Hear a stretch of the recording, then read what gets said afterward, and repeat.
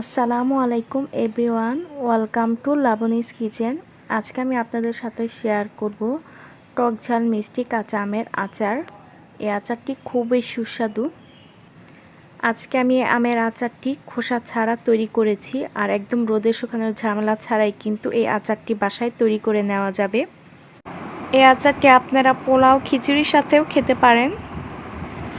আর এই আমের আচারটি আপনারা চাইলে নর্মাল ফ্রিজে 1 বছর পর্যন্ত রেখে তারপর খেতে পারবেন, একদম নষ্ট হবে না, আগের মতোই টেস্ট থাকবে। এই তো আমি একটা আমের আচার দেখিয়ে দিচ্ছি, দেখুন কতটা সুন্দর হয়েছে, আর খেতে তো ভীষণ মজা। একবার এভাবে বাসায় ট্রাই করে দেখবেন, খেতে কিন্তু অনেক ভালো লাগে। এই তো আমি একটা কাচের বয়মে ভরে রেখেছি, আচারটা আমি নর্মাল ফ্রিজে রেখে দিব 1 বছরের জন্য। চলুন তাহলে কথা না বাড়িয়ে মূল রেসিপিতে চলে যাই। এখানে আমি 500 গ্রাম আম নিয়েছি। আমটা একটু মাঝারি সাইজের, তবে অবশ্যই আমটা কিন্তু পরিপক্ক আটি সহ হতে হবে। আমগুলোকে আমি কিন্তু ভালোভাবে পরিষ্কার করে ধুয়ে নিয়েছি। তো আমগুলোর আমি একটা বটির সাহায্যে খোসা ছাড়িয়ে নিয়েছি। একটু হালকা হালকা কিন্তু সবুজ অংশটা রেখে দিবেন। আর আমটা যদি বেশি টক হয় তাহলে সবুজ অংশ রাখবেন না। আমার আমটা একটু মিষ্টি ছিল। এই তো সবগুলো আম কিন্তু একইভাবে খোসা ছাড়িয়ে নিয়েছি। তারপর আমগুলোকে আমি ছোট টুকরো করে কেটে নিয়েছি। এই তো এভাবে করে কেটে নেবেন। চাইলে মাঝখান দিয়ে আপনারা আরেকটা টুকরো করে নিতে পারেন। একটু কেঁচা দিয়ে নেবেন যেন মশলাটা ভালোভাবে ঢুকে যায়। এগুলোকে আমি পরিষ্কার করে ধুয়ে নিয়েছি। এখন মশলাটা রেডি করে নিব। 5টা শুকনা মরিচ দিলাম, 1 চা চামচ সরিষা দিলাম, এখন দিচ্ছি 1 চা চামচ 5 ফোড়ন, 1/2 চা চামচ 1 চা চামচ মেথি, 1/2 চা চামচ মৌরি, আর 1/2 চা চামচ জিরা। তো এটাকে এখন ভালোভাবে টেলে নিতে হবে। আমি এগুলোকে ফাঁকি করে নিব একটা ব্লেন্ডারে। আপনারা কিন্তু ডাইরেক্ট 5 ফোড়ন ফাঁকি করে আচারে ইউজ করতে পারেন। এই তো আমার টালা শেষ। এখন আমি ব্লেন্ড করে নিয়েছি। এই তো এই ফাঁকি দিয়ে কিন্তু অনেকগুলো আচার বানানো যাবে। এখন আমি আমটাকে মেখে নেব মশলা দিয়ে। নুন, হলুদ আর মরিচের গুঁড়া, এখন দিয়ে দিচ্ছি স্বাদ মতো চিনি। এখন ভালোভাবে মেখে নেব। নুন আর হলুদ মরিচের গুঁড়া কিন্তু 1/2 চা চামচ করে দিতে হবে। তো ভালো করে মেখে আমি একটা সাইডে কিছুক্ষণ রেখে দিব। এই তো মাখানো শেষ। আমটাকে আমি 10 মিনিটের জন্য একটা সাইডে রেখে দিয়েছিলাম। আপনাদের হাতের কাছে সময় থাকলে আরও বেশিক্ষণ রেখে দিতে পারেন। এখানে আমি 5 চামচের মতো সরিষার তেল দিয়ে এখন দিয়ে দিলাম 5 ফোড়ন, আর দিয়ে দিচ্ছি শুকনা মরিচ, আর এখন দিয়ে দিচ্ছি কুচি করে নেওয়া রসুন। এখন ভালোভাবে নেড়েচেড়ে একটু মিশিয়ে নিচ্ছি। আর আমার মাখানো আমগুলো দিয়ে দিচ্ছি কেটে রাখা মশলা দিয়ে, যে আমগুলো মাখিয়ে রেখেছিলাম। তো দিয়ে আবার ভালোভাবে একটু নেড়ে চেড়ে নিচ্ছি।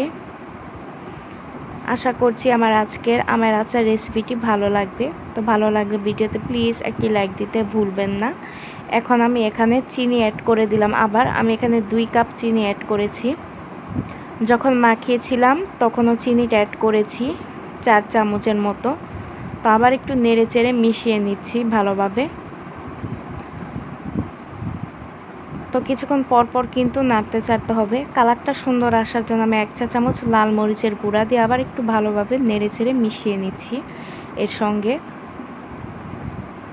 আপনারা যদি আমার চ্যানেলে নতুন দর্শক হয়ে থাকেন, চাইলে আমার চ্যানেলটি সাবস্ক্রাইব করে নিতে পারেন।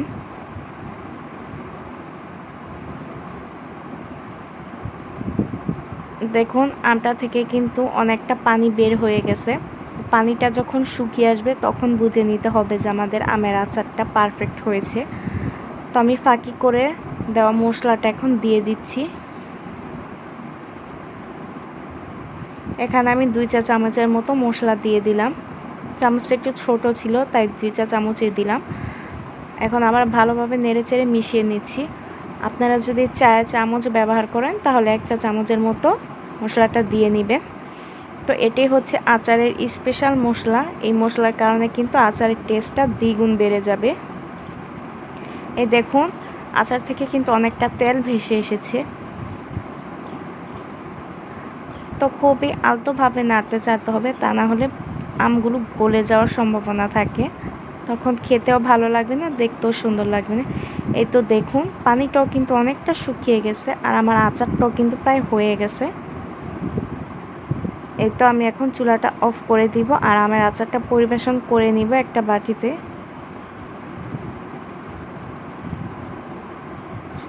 আমি এখন সরাসরি সাথে সাথে আমের আচারটা গরম গরম পরিবেশন করে নিচ্ছি আপনাদের দেখানোর জন্য। আপনারা কিন্তু এটা ঠান্ডা করে তারপর ফ্রিজে রেখে দিবেন, নর্মাল ফ্রিজে। তো গরম অবস্থাতে রাখতে যাবেন না। দেখুন কালারটা কিন্তু অসম্ভব সুন্দর লাগছে আর খেতে তো ভীষণ মজা। তো একবার হলে আমের আচারটি আপনারা বাসায় এভাবে ট্রাই করতে পারেন, অনেক ভালো লাগবে। তো আপনারা কিন্তু এই আচারটি চাইলে খিচুড়ি পোলাওর সাথে খেতে পারেন। আশা করছি আমার আজকের রেসিপিটি আপনাদের কাছে ভালো লেগেছে।